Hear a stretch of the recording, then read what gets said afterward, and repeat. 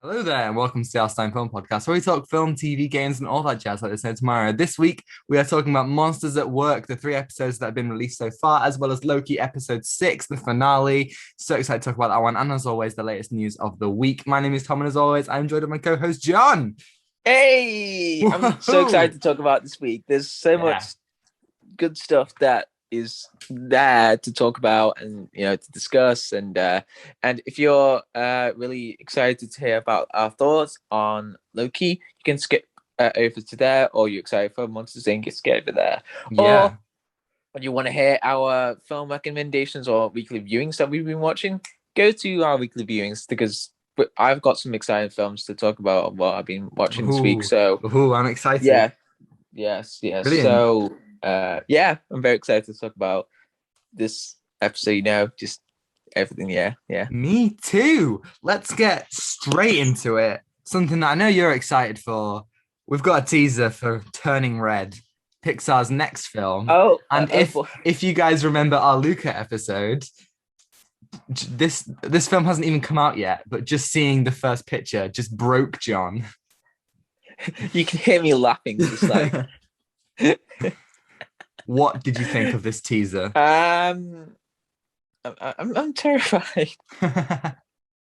I mean, from the first picture, I was just laughing so hard because it was like, this is a Disney picture, and I just be laughing. Yeah. Remember, even like 7 months ago, Pixar made Soul, which was like such a interesting, deep, and now we've got like this girl turning into a red panda, and I'm just so confused. Yeah. I'm so confused about this because it's about a girl who gets anxiety and then she gets angry Yeah, from. it seems like whenever she's got like high emotions, then she turns into a big red panda. Oh man, I mean, like I don't. so like for those of you who haven't seen the trailer, there's like this like it's a scene of her in school, and there's just like her mum is like outside, like just like trying to like spy on her, and then she has this like horrible like anxiety and ends up turning into a red panda. I I don't know why they've done this. I'm so confused because there should be a message throughout the film, but I, I You're don't. struggling to I find don't. out what that message is. I mean, in Soul, we found out what the message what the message was, and in Luca, Yeah, I don't know what that was, but this one is it a was a very. message. It was a message about friendship. Yeah, message about friendship. But what the heck was this? A giant bear? A I'm giant. I'm very excited to talk about this one. Honestly, You'll be here. You'll be hearing me just laughing so hard about how bad this film is, or how crazy this film is. I don't know. It's just. oh yeah. So this Yeah. film comes out on 11th of March, 2022. So you bet that we're gonna have an episode on it. I'm pretty sure I've got one. Yeah. Oh Oh. yes, I've got one. I'm excited. I'm excited to see you just descend into madness. Okay, our next piece of news is some Star Trek stuff, actually. So, for a while Oh, now, really? we've known that they're going to make a fourth Star Trek film in some capacity. Whether or not this is a sequel to Star Trek Beyond with the same cast or thing is still up in the air. But it has just found its director, Matt Shakman. And you will know Matt Shakman as the director of all 6 episodes, no, all 9 episodes of WandaVision. So, Yes. Matt Shakman's going to be directing the next Star Trek film. What do you think? But him? Yeah. Uh, no. No. We can't. We can't do this. What have he? Okay. What has he wrote? Shackman. Oh, I have no idea. But he's not writing it. I think someone else is writing it, so that's fine. He's just the director. So I mean, I don't know how to think because WandaVision is very different from a sci-fi, Yeah. epic. However, Star Trek Beyond, which we both love, was directed by Justin Lin, and obviously he did like a lot of the Fast and Furious Oh, wait, films. wait. Which one? Which did he Beyond. direct? Beyond. Oh Yeah. my god, he did. Yeah, Bro, right? that is an amazing film. I did not. Yeah, Wow. Uh, exactly. I did not expect that. Yeah, I need to so I watch it think again. because he did, oh yeah, man, I love Star Trek Beyond. Because he did, Beyond after doing Fast and Furious and stuff like that, maybe Matt Shackman is the right choice. Okay. Um. Well, I got to see. I just got to see it. So, Hmm. I don't know what to say about this because I'm just think. Well, he did One Division. Well, you won't say, but he did that, and then Star Trek. I'm I'm gonna see what it is. Yeah. Honestly, I just don't know Yeah, so this film right is now. currently scheduled for 9th of June 2023. So there's a lot of time. We got a good 2 years to kind of for them to figure out what that is. Obviously there was rumors that Chris Hemsworth was going to return as uh Kirk's dad from the beginning of Star Trek Oh, 1. Um do you think they should bring back the cast, bearing in mind that Anton Yelchin has passed away, so he will not come back oh. as Chekhov? Do you think they should bring back that cast, or do you think they should do something new? Well, Star Trek Beyond finished on a very I don't know, like Yeah, very no, I agree. I thought it ended on a concluded. perfect note. It felt Yeah. concluded. Mm. Everything was there, but the making another one, I don't know, but uh, with the cast, well, with the cast, I think that would be good. But if they ditch like the old cast for the new cast, Mm. uh, well, well, they should keep like the old cast because that would like continue the story. Like we know the characters well. With the actors and the characters. Like we are aligned with them. We've Yeah. seen throughout the films. But a new cast that would be a bit troublesome because we don't know exactly. Like when you see an actor with that character and you go, oh right, yeah, I know the face, I know how to speak, I know how they, align with that character well. But then if it's a new one, you just go, oh, are they going to do are they going to do the character right, or uh, Yeah, I know you yeah, mean. I mean, I agree. I think the third film, Beyond, it ended the trilogy on a very nice, final conclusion. yeah, And I don't feel any particular need to be getting another one. yeah. So Mm. I guess we'll see, won't we? Yeah, I don't know, Well, but, another. but Oh, go on. yeah, I don't know. Just feel a bit, like why are they doing it? But yeah, Money, John. Money. money. I mean, saying that though, the Star Trek films normally don't they're not huge performers at the box office. So, Oh really? yeah, they Oh don't do amazingly. Especially considering, that they are kind of mostly blockbuster season. So, but then again, yeah, people really like stuff like Star Trek Discovery and Picard. So maybe Star Trek is getting a bit more of a kind of a yeah. renaissance.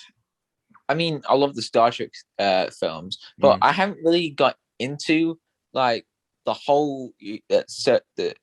I haven't scratched the surface of the Yeah. whole Star Trek universe. I Like, watched one season of Enterprise and I didn't go any further because I just thought it was all right, I yeah, thought it was fine. I, I don't know, like the center of the stuff of the Star Trek films. I'm like, oh my god, do we have to like know this for the films? Mm. But no, these are like prequel films. To Yeah. I mean, they work yeah, really well, as a reboot and as a prequel. yeah. It's extremely clever, I think, how they do it. Yeah, extremely good. Yeah, yeah. I just, yeah. Yeah. It doesn't mess up the thing, so I appreciate that. Yeah. Yeah, I agree. So another thing we got this week is we got a couple of new kind of looked at the Suicide Squad couple of featurettes. So the one that I want to specifically focus on is we got this really cool one that kind of focused on James Gunn as director. Yeah. And just like it makes me so happy. Just continue. I mean, not only does Suicide Squad look great, all the practical effects, like everything that's been put into it, all the actors and all the crew, Yeah. everyone looks like they're doing, like working so hard. But it just makes me so happy that James Gunn is at the forefront of this film. Like I mean, this Yeah. film obviously he got because he was fired from Marvel briefly. That was kind of it's a result of that. But it's also it's showing that Warner Brothers are giving DC films back to their directors. It Like shows that more we're creative control. progressing. Yeah, more Yeah. creative control. Yeah, Yeah. yeah, What did you think of this featurette? It honestly, it's so what you said about like happy to see this director have this creative control again, Mm, and and this is his film, and it looks crazy, it does. and it's gonna be like one of those rare comic book films, a director, really thinks about what's happening, thinks about the characters in the Mm, past and yeah. brings them back, and he's going to use them very he's going to use them in a very smart way, and to it just looks amazing. It's just like the practical effects, and James Gunn is very passionate about this. Yeah, definitely. I mean, I'm Yeah. literally looking at a piece of Jim Lee art from the latest Empire magazine. You know the one I mean. Yes. It's on my Yeah. wall right now, and it just like it. Oh, I'm just so excited. Yeah. It's And gonna be I just great. got it framed up there. So Oh, damn, you've got it I framed. love it. Yeah. Yeah, it's great. And honestly, I'm so excited for this Yeah, me too. film. Well, obviously, I'm gonna be on holiday when it comes out. So you will get to watch it on that first like weekend, and I'll have to wait a week to watch it. Yeah, so you're a lucky man, John. You're a lucky man. Yes. Next thing we got is got a little bit of information about the Batman. Colin Farrell was in interviews and talked about his role as the Penguin, and talked about how he actually only really has 5 or 6 scenes, about 9 minutes of screen time, according to him. Obviously, we know that the Riddler. Oh, I forgot to turn my phone off. We all know that the Riddler is like the main antagonist of the film, but Penguin seems to have a very small role with only 10 minutes. Maybe I just knocked over my water. Oh no. It's all right, folks. Okay, ladies and gents. It's only This is water. a very I've got. it's an emergency. So Okay, basically, Colin, the Penguin isn't going to be in the Batman. Talk about it. Go. okay, so the Penguin, he's got a short amount of time, and we know this because the Riddler is going to be, the spotlight for this film, and unless there's other villains that will that the Batman will encounter Court of Owls. throughout the film. So Court of maybe, Owls. but we know that the Riddler, yes, Court of Owls, Tom. We I can hear you. Court of Owls. Court of Owls. I mean, unless they had like the poem, the nursery rhyme for Court of Owls. Yeah, you know what I mean? Oh yeah, I know what you mean. Yeah, that one. Yeah, unless they use that like in the background for throughout the film, because that would be creepy as hell. And yeah.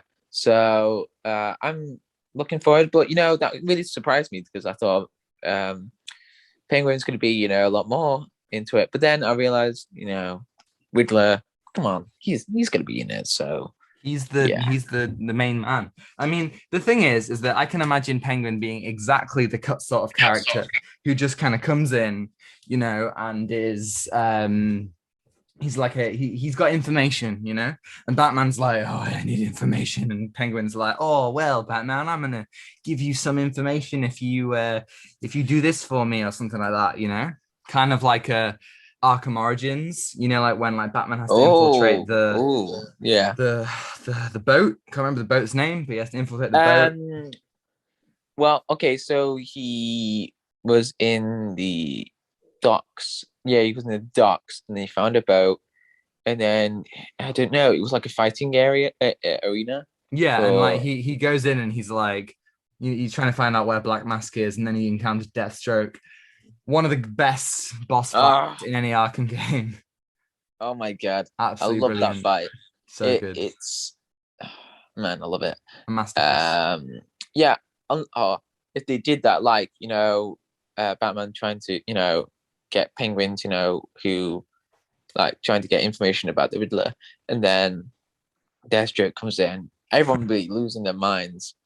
Just Yeah, don't hold your breath. I really doubt that's gonna happen. yeah, unless they did that, but I go, oh, wow, okay, okay.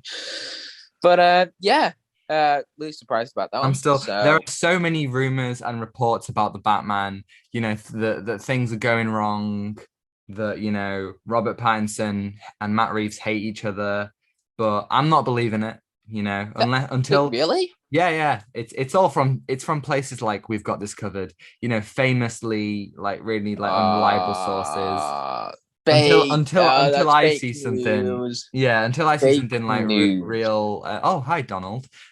It's like until I see something really kind of like substantial. I have faith. I have faith that the Batman's going to be amazing. I mean, come on, it's Matt Reeves. It's Matt. It's our main man, Matt. Like if anyone listening hasn't seen Planet of the Apes, if you're worried about the Batman, watch the Planet of the Apes trilogy. He directed the final Yes, two of go those watch that. films. Go watch that. Absolute masterpiece. Yeah, What and a trilogy. it's what a We trilogy. we I think we talked about it all the way back on episode 5 for the podcast, 42 weeks ago, where we talked um, about 42. That's my favorite. favorite. Oh yeah, it is. We talked about favorite film trilogies. We talked about the Dark Knight trilogy, Back to the Future, Lord of the Rings, Toy Story, and Planet of the Apes. So yeah, if you want to hear our thoughts about Planet of the Apes, head on over to that episode. Yes, just go there and watch, and no, listen with your ears and deep dive into the world of trilogies. I listened to I listened to one of our podcasts to find out some information for an upcoming episode. I listened to it on 2 times speed, and honestly, it was magical. It really was. Yeah, yeah. We should play them all on 2 times speed.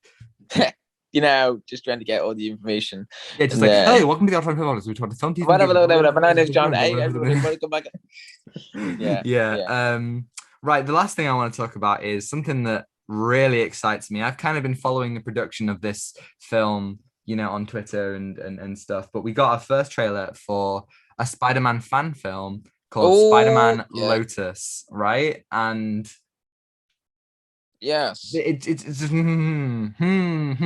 looks it looks amazing. amazing. Now I know that some people might be thinking, oh, a fan film.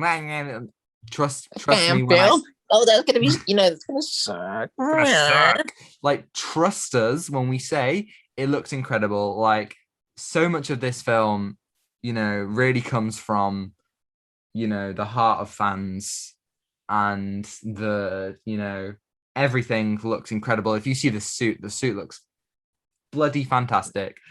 Oh, yeah, Let's and talk about the trailer.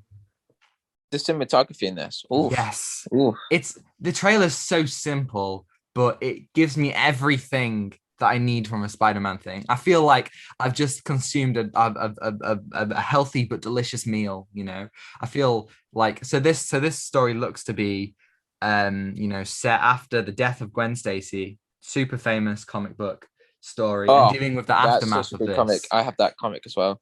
Do you?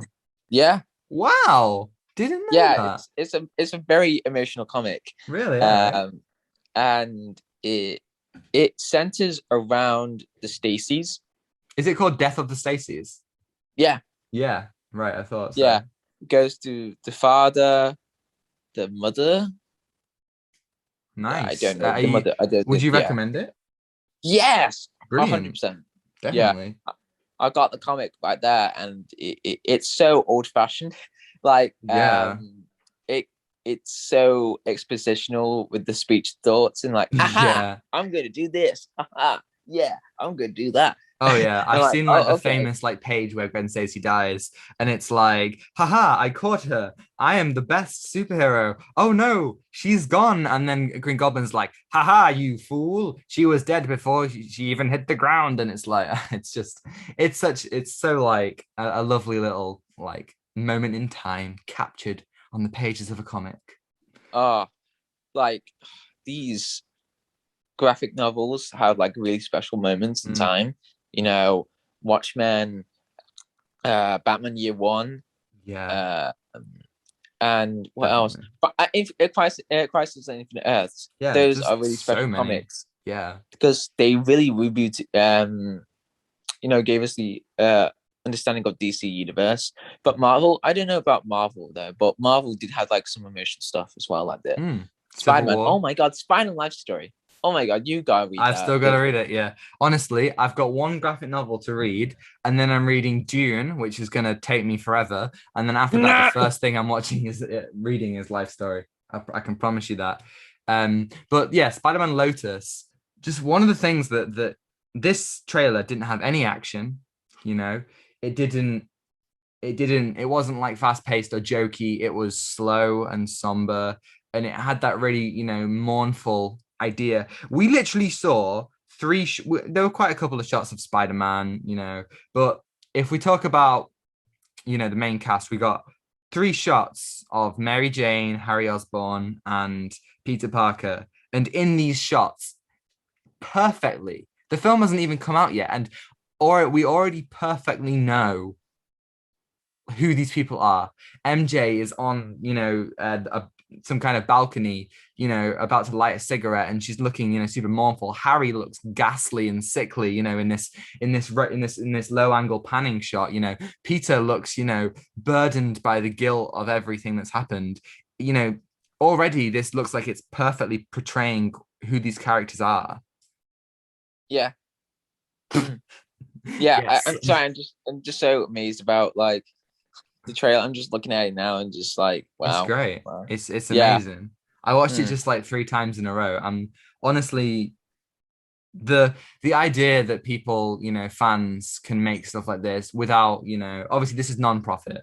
So, without the need to be part of like a big studio, they just make this and it comes from their hearts. And you get something that even a 1 minute trailer looks like it has so much, thought and love in it. It just makes me so happy. There'll be a link in the description for the trailer. Yeah. Go watch it, man. Please Go watch watch it. it. Definitely. Mm. So good. So good. 100%. Yeah, Lotus. I need to read other Spider-Man graphic novels. I need to read them like Craven Dude. Last Hunt, Craven's which I Last need Hunt to. is one of my favorite comics. I haven't read it in a long time, but it was like the second comic I ever got. And I still think that Spider-Man No Way Home should have been an adaptation of Craven's Last Hunt. Not been perfect. Whenever they do that Craven film they're going to do, it should be an adaptation of Craven's Last Hunt. That is just an Well, impeccable story. Yeah, definitely read that. And everyone listening, definitely read that. um, I don't have the Spider-Man stories because Spider-Man is the most um the best superhero in Marvel comics. I Yeah, I think because I just yeah, don't have definitely. I any agree. relatability with the characters in Marvel. I mean, Hmm. with some characters, but I go, well, I mean, you got Tony Normally, Stark. what I find with Marvel comics compared to DC's comics is that Marvel, I get a lot of their big event stuff. I get, you know, House of X, Secret Empire, Secret Invasion, Yeah, all yeah, that yeah, yeah. stuff.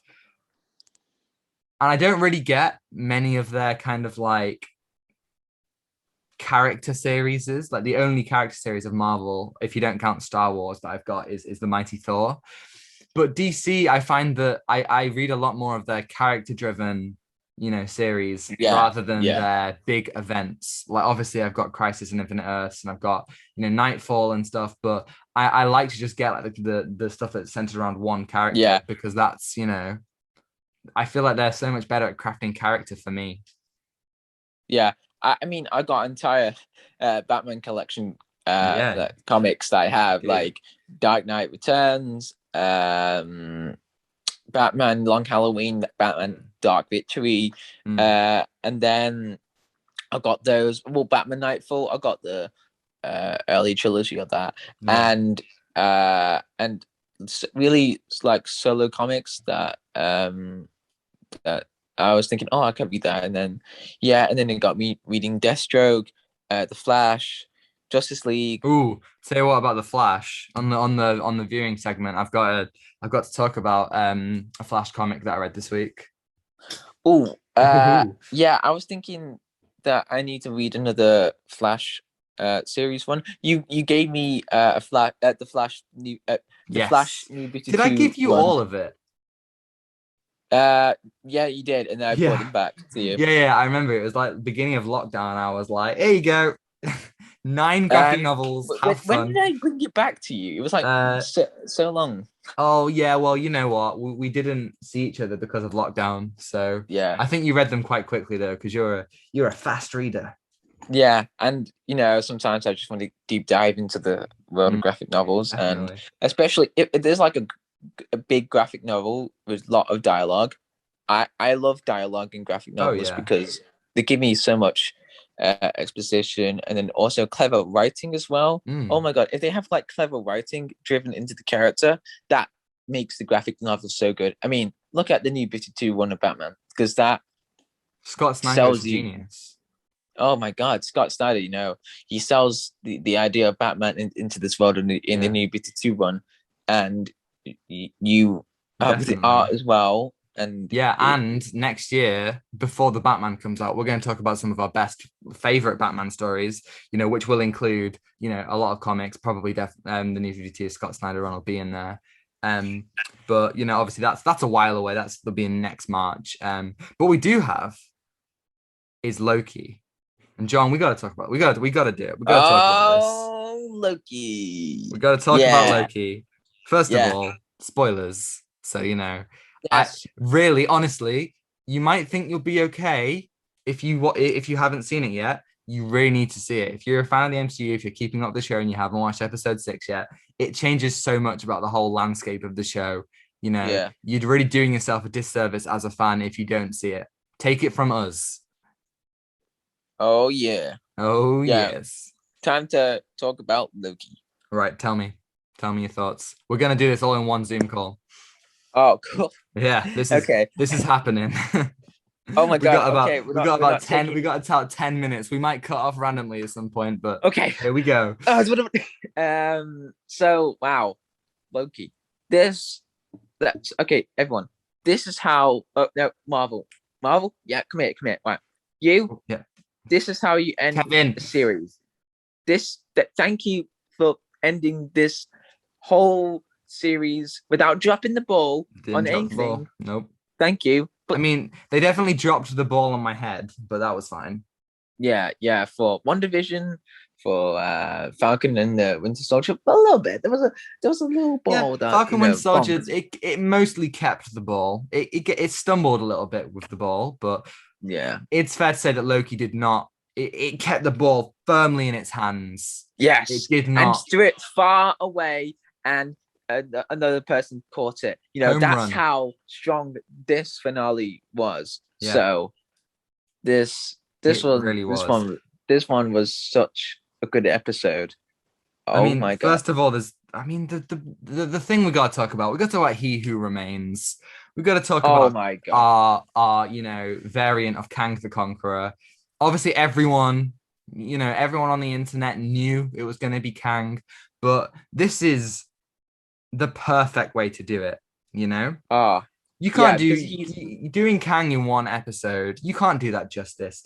But yeah, this was exactly what it needed to be. A yeah, man who is terrified of Kang is the of villain. himself. And he's Yeah, of the barely a variants. villain. He's just somebody who's genuinely trying to do the right thing. And the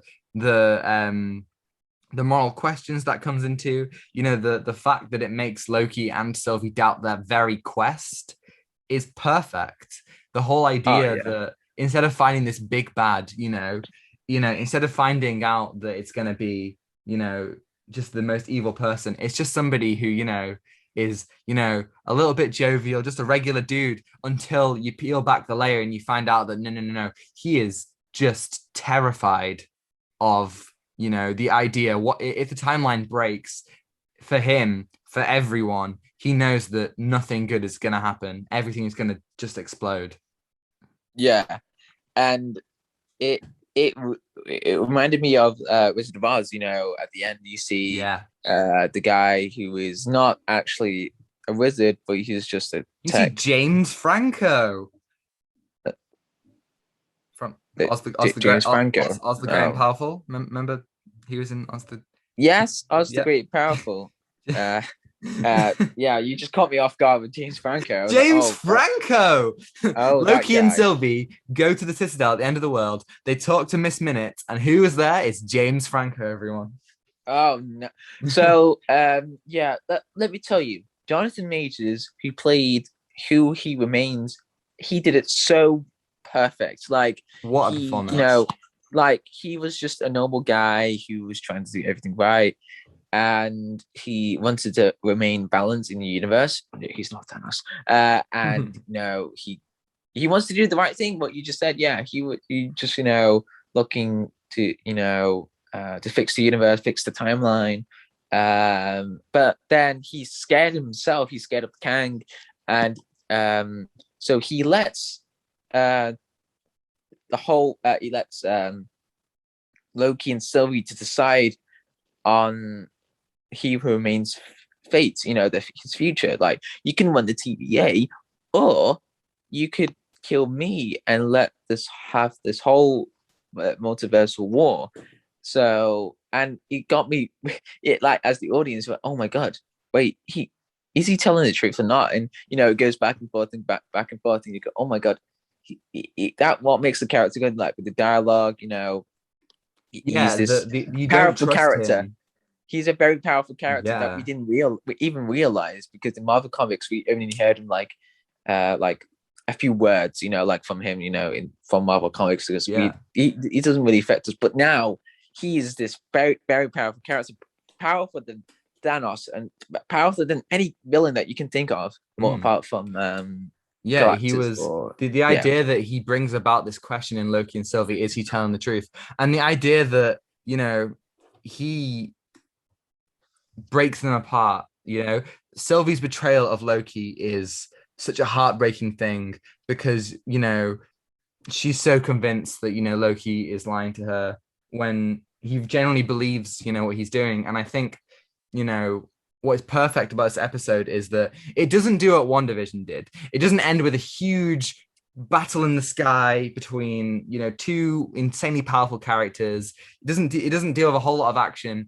There is a small bit of action, a small toe-to-toe battle that that is purely it's not about the fight. It's about the words they're saying to each other. It's about the climax of everything that they've been told that will affect the multiverse. And they root everything in character so much. And what I absolutely loved was that after Loki got kicked back into the TVA, you get the time, you get like a good portion of time just to sit with him. There's a beautiful frame of him just sitting there and crying, because he has been the good person. He has found he's found somebody who can really love, and he wants to do the right thing for once, but she didn't trust him, and he couldn't trust himself. And and he even says something like, I can't be trusted and you can't trust anyone. And it's so heartbreaking, because that is exactly what it's like. There was no other way. In the words of Doctor Strange, that was all that could have happened. And it was heartbreaking. And then it even gets worse for him with the cliffhanger of the episode, which I think was the perfect way to end it. Yeah. So he goes back to the TVA, or different TVA. We don't know. And then he sees Mobius and B-15. B-15? Yes. I don't know. Yeah, B-15. Yeah, B-15. And they talk about, did he want us to do this? Why you want to do this multiverse what's war? What's going on? And then Loki's like, "We freed the timeline. We must. We can't stop this." And then Mobius like, "Whoa, whoa, whoa! You're an analyst?" And you go, Yeah, "What?" who Like that who are changed you? Who are everything. you again? And I think it was amazing that instead of leaving it there, you get that final, image That, of the huge that Kang statue and he doesn't have the helmet, but he's wearing his comic book outfit, which was perfect. And oh immediately that's him. And the use of the green theme, which is probably my favorite theme in the show, the dun dun dun dun oh dun, like that is yeah, like I the showed that perfect yesterday. way to finish, because it's like such a slap in the face, and it's like, what happens now? And of course we are getting season 2, which is amazing, but also it's a little bit sad because one of the pieces of news we got this week that I thought I'd leave till now is that Kate Uh, Herron, the director of these episodes, yeah, isn't returning for season 2. yeah, and that really broke me. I was like, Yeah, "No, that's sad. please She did keep her such a good in." job. Yeah. Oh my god, However, because yeah, yeah, Kevin Feige said that we don't want everyone to be contracted in. We want people to do it because they want to, not because they are, you know, bound by a contract. And I think that's fair. I think that's a good thing, you know? yeah. Hopefully she'll return, and yeah, being this director, and she made this incredible show She because did. the first half was a bit slow, but then the second half, I'm like, whoa, whoa, Yeah. this is amazing. I This is an mean, amazing concept. you said to me, you think this is your favorite of the 3 shows. Yeah, I love Yeah, it. I think I agree. I think at the end of the day, maybe I enjoyed Falcon and Winter Soldier more week by week, but I think this show is better. I think it's tighter. I think, my only real criticism of it is that, as you said, the pacing in the first couple of episodes wasn't the best, but I think it was great. And the Hollywood Reporter has reported that Loki is going to appear in the Multiverse of Madness. So maybe we'll be seeing Loki, Oh, alongside Doctor Strange and Scarlet Witch. Maybe we'll be seeing, some real like multiversal adventures in that film. oh, and it just we didn't even realize about this, like the whole multiverse idea, because we've seen it before, but throughout the Marvel films, we've seen that the one target, or like the end game for this whole franchise was Thanos. Yeah. We slowly build him up, but now we just like got this huge introduction of Kang the Conqueror, and we got, oh my god, Yeah, he's the it's biggest perfect threat. already. We know that it's a bigger threat, and I think this has opened the door for so many things. Obviously, Doctor Strange in the Multiverse of Madness and No Way Yeah. Home will be dealing with multiverse stuff, but we've also got other things. Thor: Love and Thunder, is Lady Thor going to be a variant? I've heard that thrown about. The Eternals, in the trailer, they say we haven't interfered until now. Maybe the reason why they haven't interfered is because the multiverse has just been opened up. There are so many possibilities, which is insane. Oh my god. And well, originally, for the plot twist for the end of the episode, I thought Loki was in a different TVA. Maybe he is. Maybe he is. That could be another thing. Because I was thinking that Kang can't have like one TBA, because that wouldn't, balance a lot of things, because a lot of things would happen in throughout the timeline, wouldn't it? A Yeah. lot of things. So what if he made like different TBAs, and that would be mind blowing, because uh, he would show he's that powerful. And but if he's in the main TVA of where everyone knows about Kang the Conqueror, uh, and trying to fix the timeline for himself. So this is such a crazy, crazy comic. No, sorry, crazy TV show, because it really centers around this whole idea of time. And I love the opening of this episode, because you can hear the characters throughout, Yes. characters speak, and that was like the most important thing of the show, because it's It was a about very time. yeah, it was a very chilling opening. Yeah, I Yeah, thought that the whole episode was just so well done. and the one thing that really impacted me was like the song. It's been a long, long, long time, Yes. and that and these characters speaking, as I said, it's really important for this is the next phase for the Mm. Marvel thing, and we're getting the idea of who the villain is, and where we're going to get the concept of time. So, and it's going to be Yeah, amazing. I really love Um, stuff like that because, as much as I'm critical of the Marvel films, I've grown up with these films. I've watched every one of the cinemas since Thor, and I hear stuff like that, and I really look back at it with a smile because, they have done some really, really cool stuff, and I'm really proud of that. And watching yeah, Loki is so rewarding, and it makes me feel like I'm a kid again. It makes me excited like I used to be when I watched stuff like Infinity War. And it honestly is so, so cool. yeah, and throughout the intro, you can hear different Loki's talking. Oh, Um, really? so you got Loki when he was a baby. You Hmm. got Loki in the capsule in the Shield helicarrier Yeah. in Avengers, and you've got the one where he's fighting Valkyrie. I don't know. I don't know, but these different Lokis, throughout the Marvel history, it just gives her like an importance of Loki. What's she trying to do there? And and it's it's going to be mind blowing. With Kang the Conqueror and with the Avengers and the multiverse, and it's going to be a bigger threat than anything. So yeah, yeah. Yeah, 100%. So, what would you give this episode out of 10? Oh, I want to give it a 9 or 10.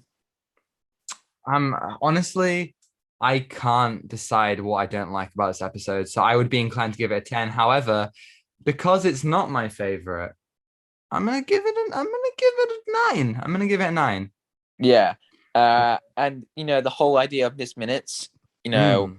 what's she trying to do? And at the end, she gives files to Wenslayer, and Yeah. Well, I then mean, to be fair, I Wenslayer, think maybe what I would say is that I would have liked to seen more from Mobius, Renslayer, and B15. yeah, I feel like there was a yeah, little I bit of agree. that, but not quite enough. Um, Now the final thing I want to talk about for Loki is I'm interested. How would you rank the 6 episodes from favorite to least favorite? Um, I'll, So, do you want me to go first, and you can give a little yeah, bit of you go time? first. You go first. Okay, Yeah. so number 6 is episode 2. It's just a little bit forgettable. I can't really remember what happens in this one. It wasn't necessarily bad, but again, early on the pacing wasn't really there. The plot wasn't really moving. And then I got episode 3. I really like the development between Loki and Sylvie in this one. I like the change of location, but again, it did feel like a bit of a side quest. I would like it if it tied into the plot a little bit more. And then episode 1, which I think, again, plot wasn't plot and character balancing. The pacing wasn't great, but there were some great scenes like with Loki seeing his life. And then episode 4, I think again the top half of the season is so good. Episode 4 was everything changed. You got so much character with all different things. The plot started to unravel, and the timekeeper's mystery, which I think was so cool. And then episode 6, loved it. As we just talked about, Kang was great. The whole like prospects of the future was great. The final climax not being all action was amazing. And then episode 5, still the best. The void was such a cool concept. All the stuff of Sylvie and Loki developing their relationship was ace. Seeing all the different Lokis was so much fun. Classic Loki is the MVP of the season. What a guy. I loved him so much. And another time when plot and character were balanced perfectly with a little bit of action sprinkled in there. And I loved it, definitely. So yeah, that's my ranking. What about you? Wow. Okay, so I'm gonna give them out of 10 for Mhm. each episode. So episode 1, I thought the episode was a good introduction to the character. I thought it was a bit slow, Okay, but I'll give it a 7. So cool. episode 2, we get an idea of who Sylvie is. Get an idea, what Loki's trying to do, or what's her goal for the episode. So I thought that was a good one, but it felt a bit slow in this one because it was a little bit expositional. Giving us times, who Loki and Sylvie, what the end game was. So I would give that a 7 because I really like that one because with the music and Yeah. yeah. And then episode 3, I thought it was okay. we're seeing the relationship between the Loki and Sylvie, and the background and the relationship. Discovering what they're trying to do on Lamentus and with the TVA as well. So I would give that a 7. But everything changes when we get to episode 3. Was it? No, sorry, that was episode 3. Episode 4. Yeah. Everything changes in episode 4. Episode 4, The New Hope. Yeah. Oh, so things get really interesting for this, because we're seeing the timekeepers, but they're not timekeepers. They're robots. They're replicants. So the robots, and things get really interesting. It quickens up the pace, and it deep dives into what the TVA is trying to do, and we think about Renslayer. We think about like the characters, with Mobius, and like what TV's intentions are trying to do. What they're trying to do. So I give that episode a 9 or an 8, depending on that, because I really enjoyed that one. And then episode 5. Oh, episode 5 was a gem, because you got classic Loki. Oh my god, that scene, like glorious purpose, he sacrificed himself to, get Sylvie and Loki to the end of time, their place, defeat Eliath. So and the Into This Void, that was great, because it gives us the concept where things get pruned, and it gives us like subtle Easter eggs for Kang the Conqueror. You got the Kang Industries, and the Void, being this place for Loki's not to have, not be there, to belong there, and giving us, the TVA hates Loki's. So yeah, also I really like that one, so I give it a 9. Because classic Loki was just the MPV of this season. So then 100%. the final episode, I give this a 10. Ooh, I've been nice. thinking, so because I can't think anything bad about it, because it really sets up for the next phase in Marvel. Yeah. And who we dealing with, this whole character, and I really like this, because it goes, okay, we're doing it right now. We're going to show what's happening, and we're giving this whole multiverse of war, and we're going to see different multiverses, and we're not getting this long 5 years period, because of one villain that's going to show up. You know what I mean? Like with Thanos. 100%. Yeah, with that one, that was a bit long. I was like, where's Thanos? We want to see him, but that was a bit long, because I enjoyed that film, Infinity War. So we're getting this idea, we're getting it straight away. We're gonna go, oh my god, we're gonna explore in the multiverse, we're gonna explore what Kang is trying to do, especially in Ant-Man and Quantumania. So 10 out of 10 for the last episode. Whoever thought that I would be excited for Ant-Man 3? Not me, but here we are, and I'm excited. Yeah, so I'm wondering what's gonna happen next. Yeah, indeed. Right, let's talk about our main segment, even though that felt like the main segment. Say, wait. What we give the entire season? Oh, a 10. Who you can give it 10? The entire season. Sorry, I didn't give it. I thought you said 10, and I was like, excuse me. Jeremy. I'm gonna give it an 8 out of 10 or 9 out of 10. Yeah, I think I'll go with 8. Yeah. Definitely 8, my favorite of the shows so far. Very close to Falcon Winter Soldier, and definitely a top tier Marvel project. Yeah, it felt fresh and rewatchable. I mean, want to explore more of the characters. Definitely. Yeah, I can't wait for season 2. Yeah, season 2, baby! Yay! Woohoo! Yeah. Let's talk about Monsters at Work. Yeah. The sequel show to Monsters Inc. The sequel show, yeah. Who would have known about the show? I know Honestly. it's so weird, isn't it? Like I never thought because obviously Monsters Inc. Obviously we have Monsters University as well, and Monsters Inc. ends on such a perfect note. Where did you go from there? You know, they've solved the energy crisis. You know, the emotional story with Sully and Boo is, you know, complete. You know, Mike and Celia have everything has been closed up. And I think immediately, spoilers for Monsters at Work, by the way, for episodes 1, 2, and 3. Those are the 3 episodes out currently. Um, and I think immediately the thing that I loved the most about it is that it's set straight after Monsters Inc. But before they get but before like the epilogue. So this is before they have like properly established Yeah. the idea of joking. What's their like motto now? Uh, it's laughter we after. Yeah, it's laughter we're after. That's right. So it's before, you know, they so that in this show that we're kind of seeing that they're beginning to establish this new norm in the monster world. Um, and immediately I think that's really interesting, you know, that it's not a smooth transition, and that makes sense, you know, because it wouldn't be. You've done screaming and scaring for so long that you know you can't just you know go straight to that. You know what I mean? Yeah, and Tyler just got into Monsters Incorporated after Yes. graduating, and it's really hard for him because he's been like a scarer for a long time, and then he has to learn, being a jokester. So Yes.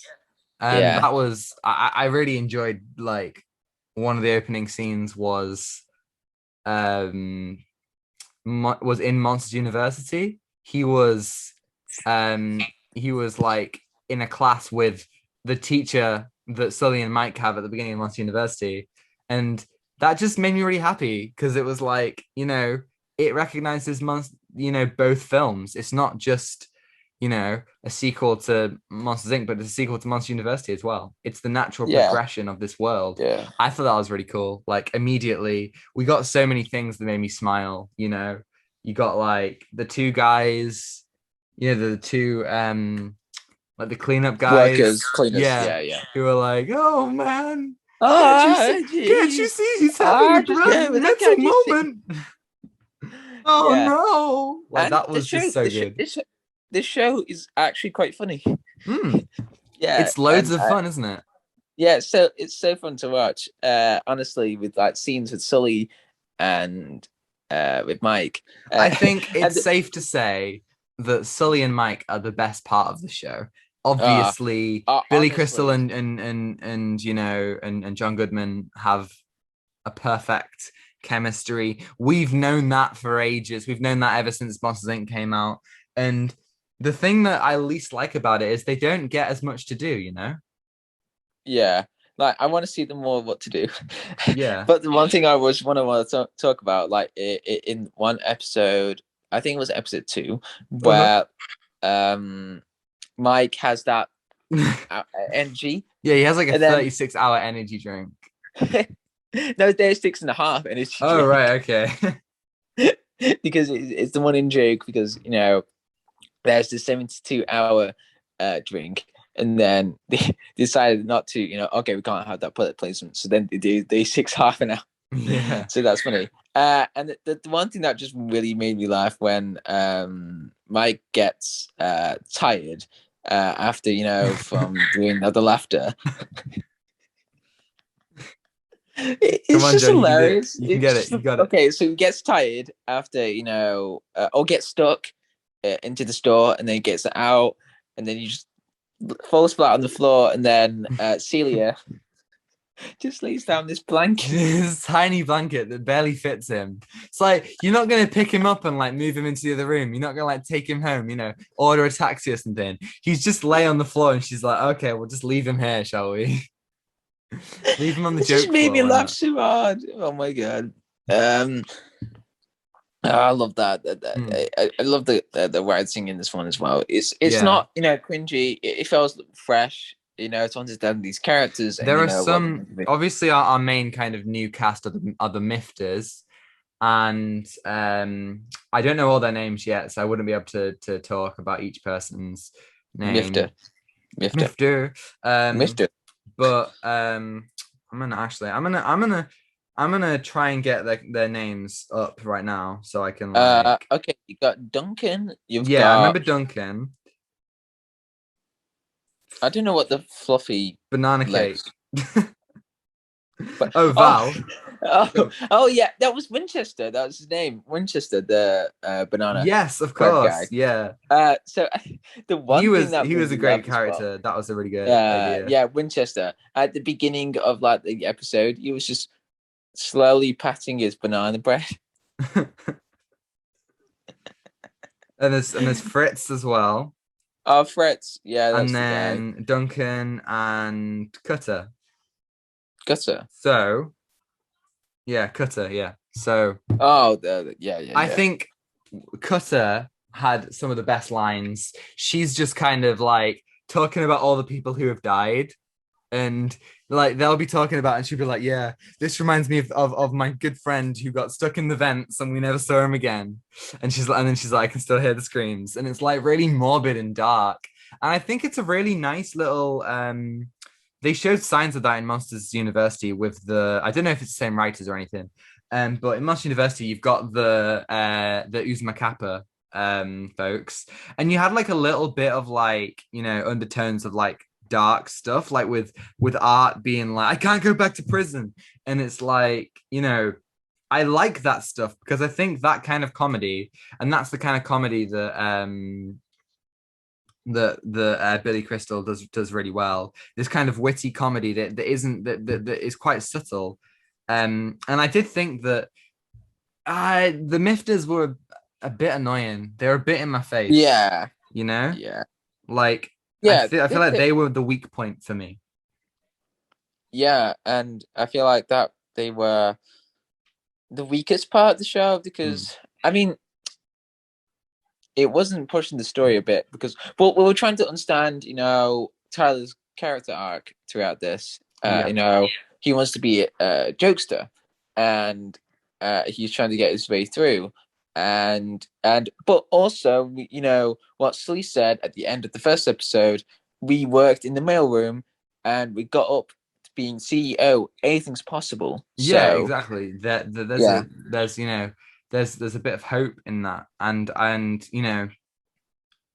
again, I love how the show uses elements from both Monsters University and Monsters Inc. I like I think the animation's quite good, um, yeah, but there's so many times. Now I sent you a couple videos in episode yeah, 3 yeah. I saw during the you as well. baseball match. They're just characters in the background who are just like Standing there. like idle sims, and like you don't get a lot of like really wide shots for these people, so they were very obvious to me.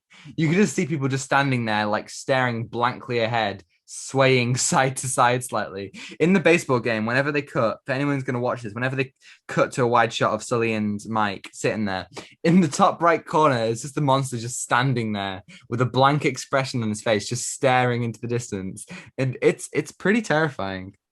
And in the top left, I think. Yeah, top left. Oh, yeah, top left. Yeah, Yeah, and it's just quite funny to see the animation, but yeah. but But I honestly, mean, yeah, it's the great. textures and everything are all there. Considering it's a TV show, it looks pretty good. Yeah, it looks pretty good. Yeah, and it's hilarious. Yeah, yeah, Yeah. I think. I mean, if you look at a particularly episode, um, I think episode 3 was my least favorite, which is weird because I think episode 3 is the funniest episode. However, with the Mike and Sully plotline, it was basically just a very strange ripoff of Monsters Inc. yes, Like a child gets stuck in the monster world and they have to take care of it.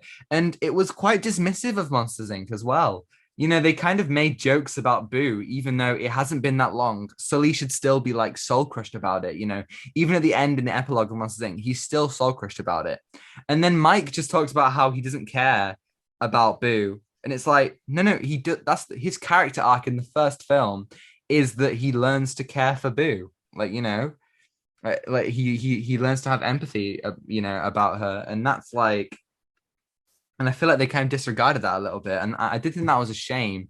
But what I did like was the Mifters making up the children's room. Like, there's a lot of subtle world building of the Mifters. Like, yeah, what happens if the doors break down? What happens if like somebody like accidentally damages the room while they're in there? And there was a funny moment where Duncan has to pretend to be the baby when he's Oh, asleep. oh And then yes. and Oh, the that parents are one. like, "Sweetie, are you okay?" And bearing in mind this is a toddler who cannot speak. And the parents are like, "Sweetie, are you okay?" And he's like, "I'm fine, mother and father. Go back to sleep." Thank And you, then parent. instead of them being like, "Oh my God, why is it speaking?" They're like, "Oh my God, her first words. She's gonna be so intelligent. We're great parents. Let's go and tell everyone." It was just like the funniest thing, so unexpected. Yeah, that was so funny. Yeah. Wow. So I think the unexpected comedy moments are the best parts. There are little Mike's comedy class segments at the end of every episode, and in the third episode, the whoopee cushion joke. Did you see it? Did you see yeah, it? Yeah, I'm not sure if it was like it's not like a proper post credit scene, but the whoopee cushion joke was yeah. amazing.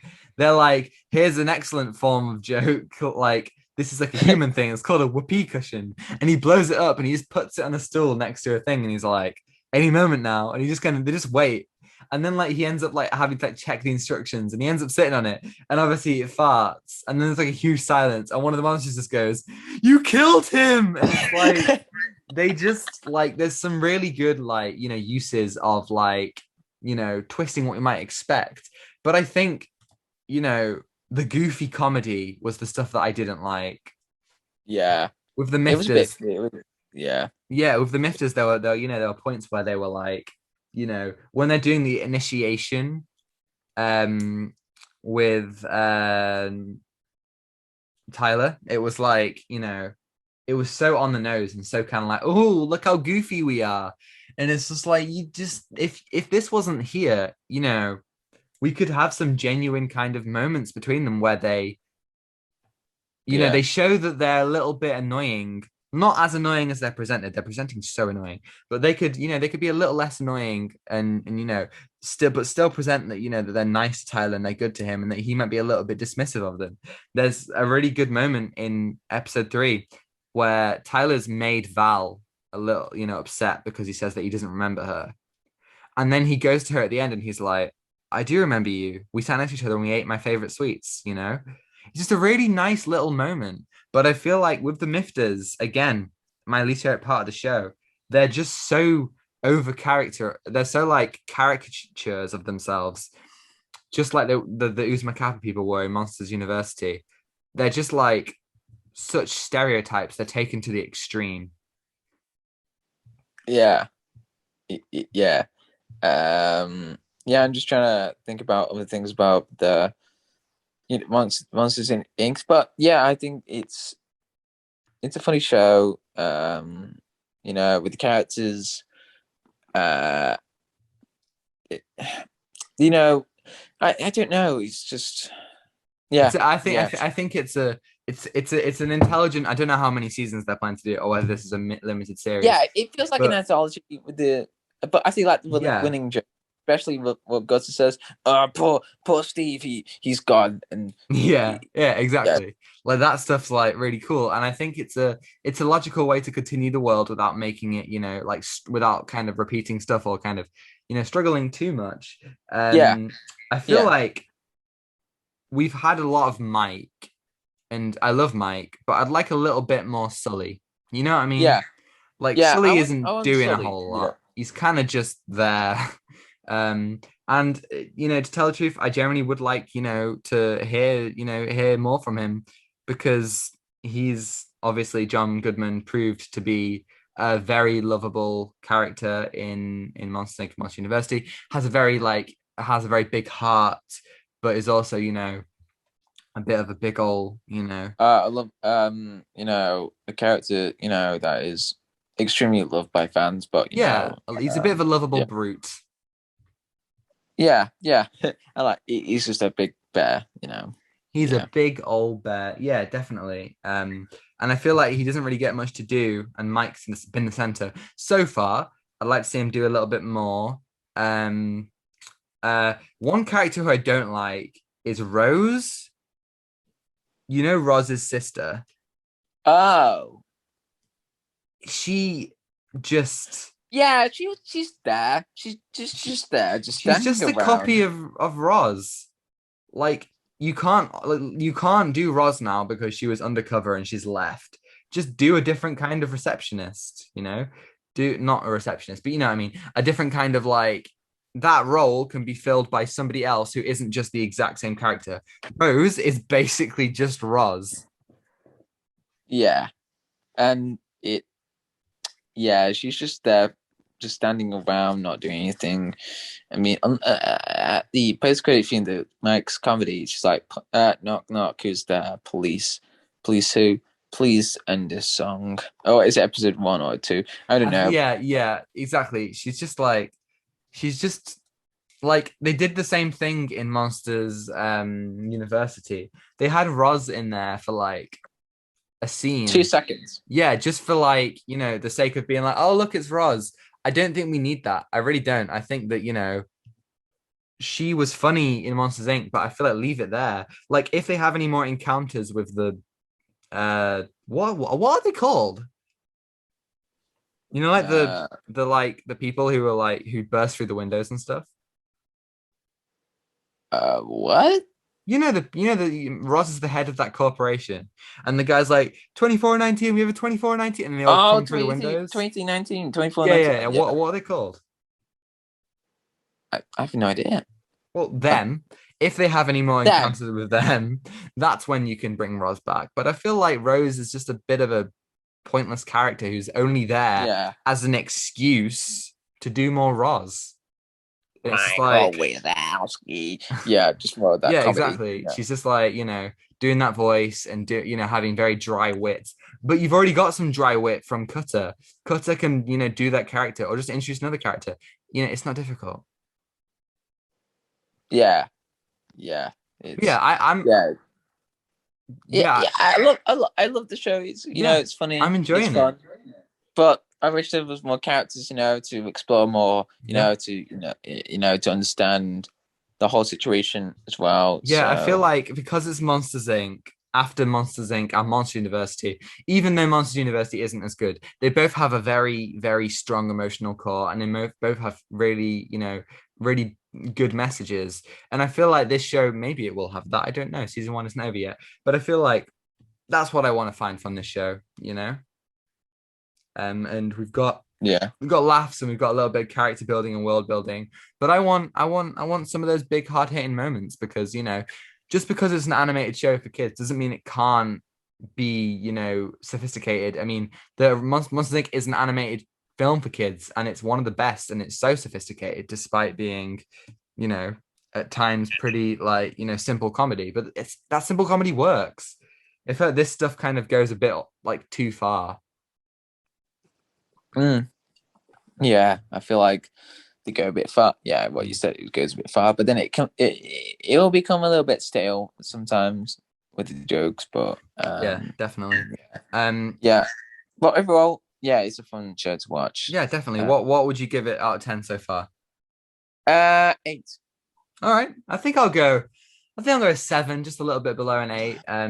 Oh I, yeah. yeah. Yeah, I might have to go with 7. Yeah, I have to go with you. Yeah, 7 because I feel like what you said about the jokes, with the pointless characters, with the things. But although it does explore with the characters as well, with Mike and Tyler as well, what his motivations. He wants to be a jokester. Wants to be one of the best up there, and he's trying to work his way through. So it's not messy, but they could work some Yeah, I'm stuff seeing with the I'm seeing characters. similarities between Tyler's arc and Mike's arc in Monster University. Mike goes to Oh university yeah, wanting to be a scarer and has to face the truth that he can't be a scarer and that no amount of work will make him a scarer, but he can be good at other things. There's a really good video essay about Monster University and its commentaries on disabilities. I can't. I've only watched it once, so I can't remember exactly what it says. But It it was has a really. autism actually. It was Pardon? autism. Yeah, right, Uh, exactly. It was talking about the commentary on that and about how Mike, the whole thing about his character is that, he's not just gonna learn, he's not just gonna be able to like all of a sudden, like, he puts in the effort, of course, but he can't do it. It's never gonna happen. But he can be a great person in other ways. And I feel like that's where Tyler's arc's going. I feel like similarly, Tyler's gonna be he's not gonna be a jokester, he's gonna stay with the Mifters. I just have a feeling that's where it's going. That just kind of gives me those similar vibes. yeah, But I do appreciate how he's a different character from Mike and Sully. Different personality, different. He's kind of a mix between the two. He's not like exactly got the same lovableness as Sully. Bit of a dick, really, and that's kind of also what Mike can be sometimes. A little bit inconsiderate, and I feel like you know it it's good that they're not repeating everything. They're putting a similar character, they're putting a different character in a similar situation to Mike. It doesn't feel like just a repeat for the sake of it. It feels a little bit more sophisticated than that. yeah, yeah. Yeah. But yeah, with a similar character arc as well. Yeah. But hopefully they'll explore more of that. Maybe for like see a different, thing for Tyler. Not have that Mm, same similarities, but definitely. we want to see like the character be unique as well. So Yeah. yeah, 100%. So we're not going to be talking about Monsters at work every week. We might talk about it in the viewing segment when it ends. But yeah, we just thought we'd give a little, we would talk a little bit about it. And yeah, let's move on to viewing, shall we? yes. All right, I'll let you start off with your first thing you've watched this week. Okay. This one. Okay. I've watched a film called Only God Forgives. I have finally watched it, ladies and It's gents. been so The film long. that I have previously teased in the last few episodes in the podcast. You did it. But this one disappointed me. Oh, really? Yeah, because um, okay, it was a weird film. It's weird bad. This film, because sometimes you can get the weirdness to get into that good in that good bit, like in 2001, Yeah. The like weirdness, the the ending. weirdness elevates it. Yeah, the weirdness elevates it, and then you get to that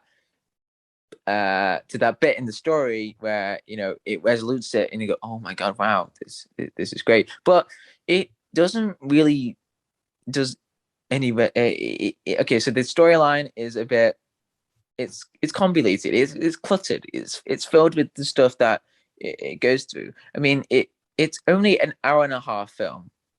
And I thought, okay, they could expand it more, with characters. We gotta explore more of that characters, but it doesn't really. Well, it does in some cases with two characters really, but then we don't go that into detail, and we don't really know much about the intention of the characters because it's ambiguous. And the characters are not that powerful throughout the film because this film is very brutal, it's weird, and it's dark. uh, those three words don't mix together, but it's such a weird film. This it's weird in the well, it's not weird than the Lighthouse, but the Lighthouse did justice in that with the weirdness as well. But this one, it really well, the one thing that really impressed me was the acting and the cinematography.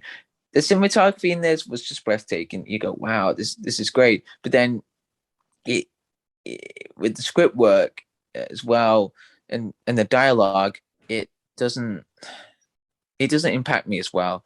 I mean, one character does, but I mean, with the other characters, it doesn't. They felt like the the other characters are just like the side characters. They don't really, have that impact to the story as well. And I was thinking, oh, what really? They could do so much more into it, but they decided to leave out characters as well. And they have these weird bits throughout the film. I'm not gonna spoil it, but it's I don't know how to spoil it. That's the problem because there's so much stuff to talk about in this film, but I'm not going to spoil it. Well, the one But question on my mind yeah, tell me. Yeah, shoot. Ask me. is Gosling good in it? Yes, he's great. Okay, He's great in good. it with the acting as well, and he's very scary in this one. All He's a right. scary character in this one. But the writing was a bit what the heck? Like, why did they have to write that as well? And Yeah. it's a dark film at the beginning, and they have these weird bits, and they don't really go back to the dark elements in this film. They just go onto this tangent of revenge, of betrayal. There was no betrayal in this one, I don't think. There's no betrayal whatsoever in this film. In the DVD box, it talks about the synopsis. It says the story is about revenge, betrayal. There's no betrayal in this film whatsoever, and Maybe and they put maybe they put the wrong disc in the Blu-ray case. yeah, but it's so the film's set in Bangkok, and it focuses on Ryan Gosling's character. Um, I forgot his name. Okay, so Ryan Ryan Gosling's Gosling's character, character, Ryan Gosling. Ryan Gosling. So he sets up this Thai fighting club, so people can watch people fight. Wait, a Uh, TIE fighter club. no, it's he gets TIE fighters from Star Wars. This sounds no, great. no. Sorry, no, Yeah, sorry. no, I know what you mean. I The know what you language mean. like Thai Mm, mm. I don't know why that came to my mind. Like, okay, it's a fight, it's a boxing club, and people can watch people fight. But really, it sets up as a drug fund. You know, Oh, people can good. use drugs into this. So you're like, oh, that's an interesting idea. But no, it doesn't really go into the idea of them into this crime syndicate as well. They're doing, but they just don't go back to the idea. They're just going back to the whole one synopsis. They don't go have that A plot and B plot. They just have this one synopsis for the film, and you go, "Oh, right, this is empty. This is a really empty film." And I wish they can explore more of the characters. You know, what their conflicts, what they're trying to do, how we're going to align with them. But no, it doesn't really go for it, and it really disappointed me as well. But Oh. the one thing that I realized was the cinematography and acting, because the cinematography is just breathtaking. And the problem with this film is style over substance. That's the problem with films, because you got that style, go, wow, this looks amazing, but then the substance, they just lack it. They just lack the substance, because the substance is the most important thing about the film, with the dialogue, with the characters, and they push the story as well with some character background as well. But they do a little bit of character background is this, but it it doesn't really do anything justice in this film. So this film was empty, and it really disappointed me. Again, sorry, I keep saying disappointed, but John, I have whoever's a seen feeling Drive, you were very disappointed about this film. um, yeah, whoever's seen Drive, that was the same director for this film. Really? Yeah, Scandal. Oh my God. yeah. It's because Drive is his most conventional film that people have been saying, and his films are really inspired by David Lynch, and the films that he does are ambiguous. So only God forgives does that, and it doesn't really go into the theme of religion, because I just don't know why it only says only God forgives. But I mean, it doesn't even mention God in this a little bit, but Are you sure that this film isn't actually like 3 hours long and you just turned it off no, halfway no, through? it's. Let me get the box. Yeah, just give me a second, ladies and gents. Um, so the running time for this film is 90 minutes. All right. You know what? I'm gonna watch it. I'll watch it. I'll give you my thoughts next week. I got the film right here, so yeah. Um, but it is great to watch on Blu-ray, not with the story as well, but the cinematography. And it's a brutal film. Oh, damn it. You're isolating. I can't borrow it off you. Okay, when you're finished Uh, isolating, I'll borrow it off you. Obviously, yeah. I'll be you've still got my Suicide Squad Blu-ray. I can't believe Ah, it. ha, ha. I I'm want gonna I destroy that want film. I want to So watch it again. I don't. Yeah, we're doing Suicide the Squad in 3 weeks, film, by the way. Surprise. I'm just gonna give it a 5 out of 10. Oh Oh no, man, that sucks. or 4 out of 10. Yeah, I'm gonna give it a Ah, four out that of ten sucks. That sucks. because I was really looking forward to see. Oh god, oh this is gonna be great. But again, it did not succeed with my expectations. Or Um, rise to my I don't know what the word I'm is, sorry. but yeah, I do not recommend it. But a lot of and I did see a lot of reviews about this film. It has been mixed, but yeah, I don't really see the point of this film. You know, it's Yeah, it's it's a hard film to watch, really. that's sad. Right, Well, Tom. I'll try and make you a little bit more happy because I watched a film that I really enjoyed. Um, this film was called Edge of Tomorrow. Oh yeah, Um, baby. Tom Cruise, Yeah, of course, Emily Tom Blunt Cruise. in a great action film. That is very much kind of like a Groundhog Day situation. And I thought it was just a very very clever film. The way that it's structured, the way that Oh yeah, it utilizes the mechanics of the world that it's presenting. It doesn't bother with like huge world building, and that is a good thing. Too many films these days, they're just so bothered with trying to make a universe out of it, and this film doesn't want to do that. Apparently, there's going to be a sequel. It doesn't need that. It's so perfect in its story. Everything in it is just works perfectly.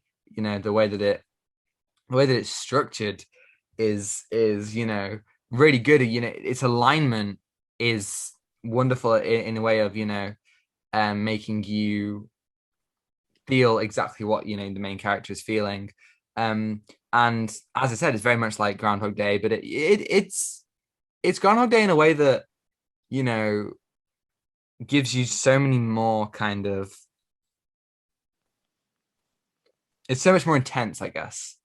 And I yeah, think that yeah. is a really important part of this film. And I love so much of it. Like the characters are all really well defined and well acted, and you get some really nice stuff from Tom Cruise, who particularly in the first half, Tom Cruise plays very off type.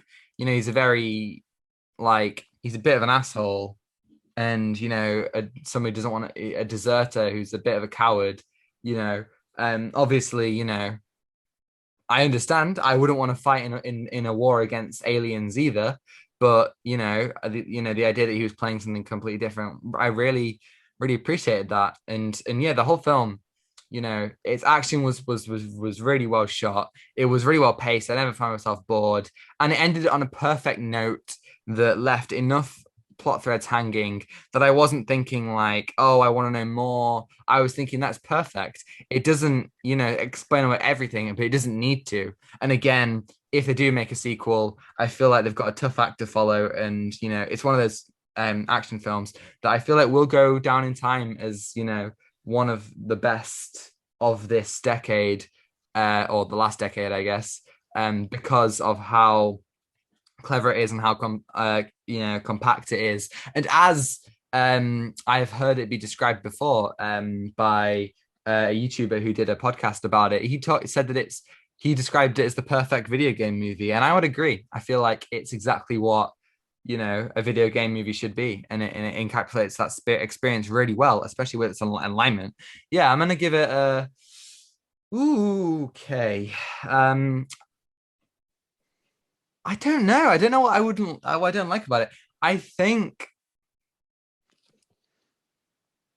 I'll give it a 9.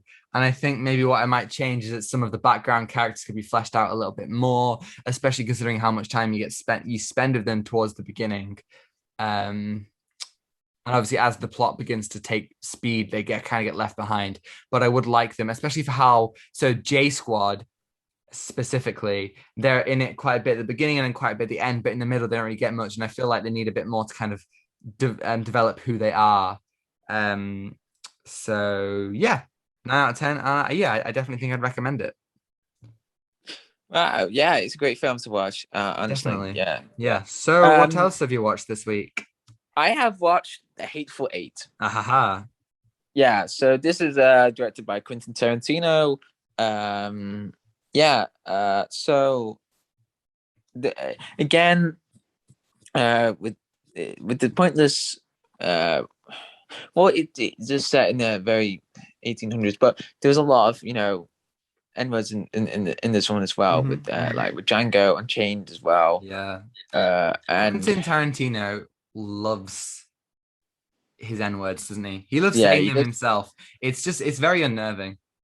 it's unnerving, but uh, it, yeah, it's kind of a bit weird because he does like he uses the a black character, in slavery, Yeah. in Django, he fights his way and he frees everyone in the plantation. In Django, yeah, I think he did. Yeah, at the end. Spoilers for that. Sorry. There's gonna be a Django Unchained sequel, not directed What? by Tarantino. Oh, And why? it's gonna be a crossover with Zorro. Oh, Zorro. Yeah. I don't know if it's still happening, but I remember hearing about it. Yeah, tell me about the That's Hateful Eight. interesting. So yeah, with the pointless N words in this one as well. He does love his N words. Oh no, he loves the word N words. Okay, he loves that one. So so with this film, Yeah. uh, Sorry.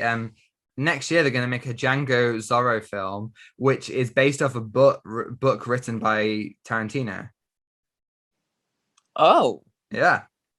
I have Once Upon a Time Hollywood book by Yes. Quentin Tarantino. It's good. It's great. It's really good so far. And Zorro's name is Don Diego de la Vega. I wonder if he's related to Vincent Vega and the other Vega in Reservoir Dogs.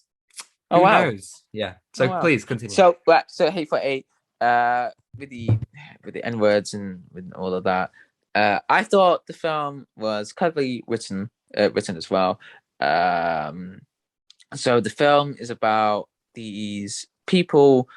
I don't know. They're like individual. They have their own thing. So one's a criminal. One's a bounty hunter. One's a retired um, cavalry worker. I don't know. An army surgeon. I don't know. One's a hangman. One's they have their own individual roles in this one, Yeah. and it goes through bit by bit, and one of them is working for the criminal who is Daisy. So Daisy is like the one who gets strapped by Kurt Russell's character John Ruth, and they have to find out who is working for Daisy. So they go through everything, and it's cleverly written as well, and it's quite intense as well. Going through the scenes, and it's only just set in one cabin in this whole place called Haberdashery. I don't know what the place is. That's the place, and they go through, and it just intense, as I just said. And the music, I have questionable stuff about the music because one's a bit modern, like it works today with the music. I think it was with yeah, I don't know, but the characters does really work really well throughout the film. They find out each about themselves, and the chapters. I really like the chapters because we get an idea of what's happening in this chapter, and there's a lot. There wasn't. There was a lot of violence in this one. I didn't mind, but we know that Quentin Tarantino loves his violence. uh, in one interview, Quentin Tarantino was talking to this woman, and then this woman's like saying, "Quentin Tarantino, why do you like violence?" And then Quentin Tarantino's like, "Because I love violence, Jane. I love violence." It works. That's what he says. Honestly, you for any Quentin Tarantino interview, and it's gold. He loves just being so extravagant to the interviewers. I'm Yeah, shutting your butt down. It's great. yeah. Oh yes, a general. He was General Warren. I don't know the guy who plays. Well, Samuel Jackson. He plays as Warren in this film. Yeah, yeah. But I thought it was. I think it was good. The cinematography was great because even though it was filmed on 70 millimeters, I knew about this before watching the film because I was looking at digital and film and like what was the most important. And Quentin Tarantino is very opposed to digital Yeah. nowadays because he's like very dramatic about film and it's like the end of times for the film. Now moving on to digital.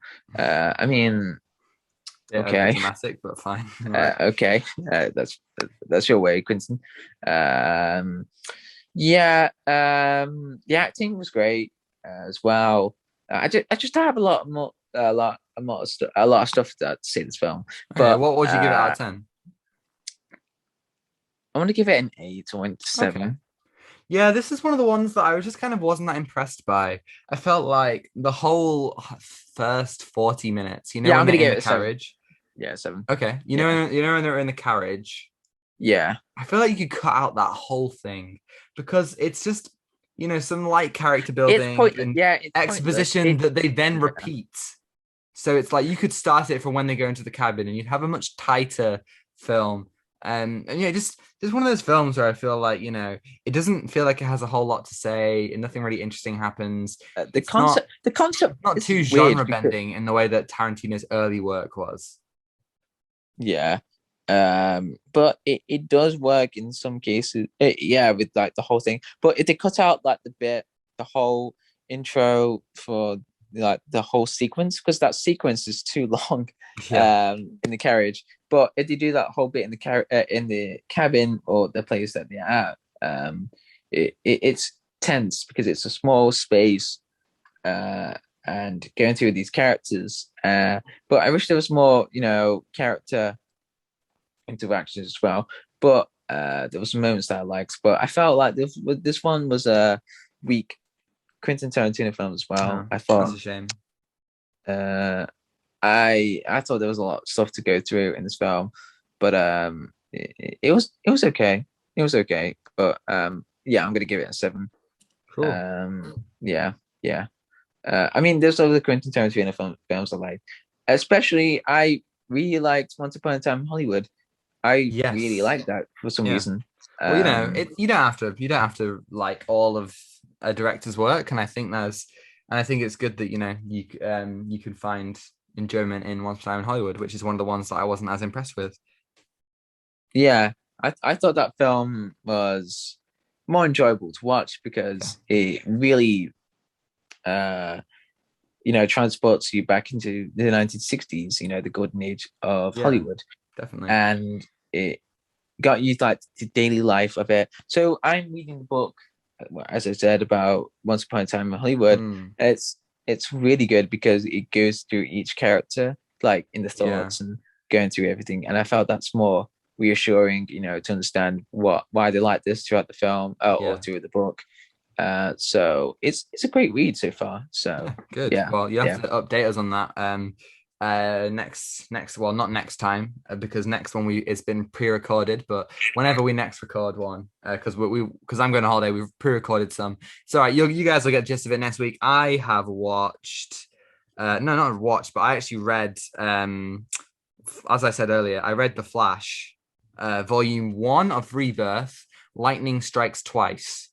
ooh, And I was very impressed with this comic. Not only did it continue, now one of my favorite things about the Rebirth stuff that I've read so far, I've read some Green Lantern, I've read some The Flash.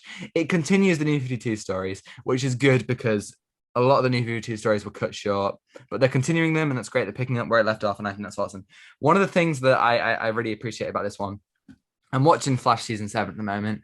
I'm not a big fan. It ends this week, so I'll talk about it when we record our Space Jam episode. And they're doing this character called Godspeed, right? Godspeed's like this, he's another evil speedster in a similar kind of Yeah. vein to Zoom and Reverse Flash, and they do this a full Godspeed story in Lightning Strikes Twice, and it's just done so much more intelligently. They build a betrayal of the character who Godspeed is, and they build a mystery around him, and it's just done really, really well. Even though I knew who it was because of the TV show, they did it better than the TV show. The TV show really hasn't adapted that storyline well, and I just thought it's a really good way to reestablish the Flash's world, for new readers, people who read, Rebirth, and that's their starting off point. It's a really good way to start off, presenting new challenges about the Speed Force and new characters, while also presenting a new villain and, building, new stakes. I think that was so cool. And yeah, I don't really have a whole lot to talk about it, but I definitely think that I'm going to keep on reading new Rebirth stuff. And yeah, hopefully it continues to be great. Yeah, for the new Rebirth one. Yes. So we're nearly running out of time on the Zoom call, but so hopefully we can get to the outro. But we've got a comment that I want to talk about. First comment in a while. So we're back in the email segment. It's not an email, but there we go. It happens only once in a blue moon, John. I know this is insane. Wait. Oh, what? Do we have an email? We have a comment, so Oh, comment. Not necessarily an email, but it's good enough. Well, okay, so basically this is from Zane. So actually, someone who we actually know, the guy who makes our thumbnails. Excellent thumbnails, if I would say so myself. Yes, very good. This is a comment on what I talked about last week. I talked about Bo Burnham Inside. And he said, "My God, Inside was definitely special. I'm such a big Bo Burnham fan. And when I watched that, it was unlike any comedy special I've ever seen, which in the style of Bo Burnham is that level of introspection mixed in with comedy and music. The whole thing felt like not a one-man musical, and I loved it. After watching it and watching his descent into lockdown, it really makes you reflect on yourself and your own struggles with very similar stuff. The way he tackles showing emotion through song and comedy, making every word of his lyrics have a lot of depth and meaning. I remember watching it late at night at 2 a.m, and by the end of it, I was left with having to deal with the fallout of watching the thing and trying to sleep. Definitely a 10 out of 10 from a complete Bo Burnham show. And I have to agree. I think 100% you can see. I haven't seen it. John, my friend, watch it. It's amazing. I'll watch it. I think he has hit the nail on the head here, like properly. This is exactly right. There is that level of introspection. Everything is so immaculately and like so intrinsically. I don't know the word, but it's like it's so planned out to the letter, and you can see as each song gets darker, you can see that descent as he talks about lockdown continues, and the world the world gets like darker for Bo, and it's just incredible how it works and how it does everything. And as Zane's just said, one-man musical. He wrote, directed, produced, starred in. He did all this incredible stuff. He even edited it himself, and you can see that. You can see the emotions that have gone into it. And I just wanted to say, the reason why I chose this comment is because it's been weeks and I still haven't stopped thinking about Bo Burnham Inside. It's incredible. It really, really is. And with that, we can roll out to the outro. Yes. So thank you for listening to our podcast. So hot, by the way. Today. Are you? Yeah. Is it hot in your house? It's boiling here. No. Are you just kidding me? It's absolutely. I am going to have heat stroke. Sorry, continue. So thank you for listening. It's been a great episode to talk about Loki and Monsters Inc. And we talked about Loki longer than we talked about Monsters at Work. This episode should have just been Loki finale. Yeah, I thought Loki was more excited to talk about, really. Oh, definitely. Yeah. Bring on What If? What If's next, isn't it? Oh yeah, What If's. So thank you. Please wear your mask. Be safe. And when you go to cinemas, do wear your mask because we're going to keep them open. And don't go on your phones or Yeah, do something like that. Stop talking. Stop talking. Yeah, You know, hopefully, the film is yeah. hopefully we'll be able to see. Hopefully we'll be able to see Space Jam on Friday and then record our Space Jam episode. As I said, the next 3 episodes are all coming out pre-recorded. We're doing future Marvel projects 2021. We're doing the 2 Space Jam films, and we're doing Suicide Squad 2016. Back with our friend Joe from Heg Dog Films, who's joining us again after we did our Invincible episode together. I'm trying to be fast. I don't know when the Zoom call is going to end, but we're going for it. Okay. Thank you for listening. Take away, Kevin. No, not yet. I gotta plug stuff, John. If you want to get in touch with us, like Zane, comment us or email us at gmail.com, or you can get in touch with us or follow us at Twitter or Instagram at @StoneFilmPod, or me at Twitter at Tom the Boardman. Also, leave a like and subscribe if you want to see more. And if you enjoyed it, I think that's everything. Go, John. Thank you for listening. Thank you. Bye. And take me, Kevin. Give nothing back. Goodbye. Goodbye. Woo! Woo! We did it. Yeah. Goodbye. Goodbye. Goodbye.